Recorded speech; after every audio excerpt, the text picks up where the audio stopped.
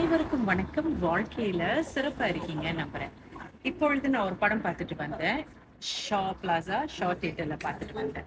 படத்தின் பெயர் மா ரீசன்.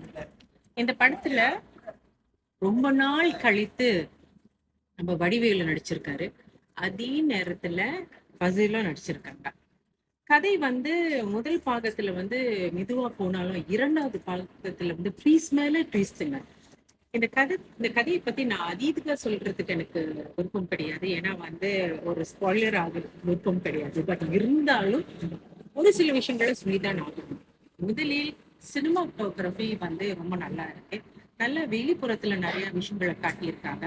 உண்மையிலேயே நீங்க அங்க பயணம் பண்றதா இருந்துச்சுன்னா அங்குள்ள இடத்த ரொம்ப அழகாகவும் காட்டியிருக்காங்க. இன்னொரு விஷயம் என்னன்னா, தற்போது ரொம்ப ரொம்ப பேர் கஷ்டப்படுற நோய்னு சொல்லலாம். Alzheimer, dementia. இதை பத்தி துல்லிதமா இந்த படத்துல மேல் காட்டியிருக்காங்க. அது எனக்கு ரொம்ப பிடிச்சிருக்கு. நீங்களே யோசிச்சு பார்க்காத அளவுக்கு ட்ரிக்ஸ் கொடுத்துருக்காங்க இந்த படத்துல.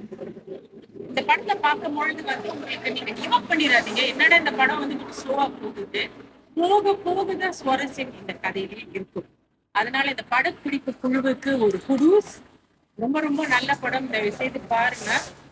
ரொம்ப நாள் கழித்து வடிவேலு வேறு ஒரு குண சித்திரத்தில் கலக்கி இருப்பாரு. பசில் சொல்லவே வேண்டாம். அவருக்கு நல்ல ஒரு ஸ்கிரீன் பிரசன்ஸ் இருக்கு.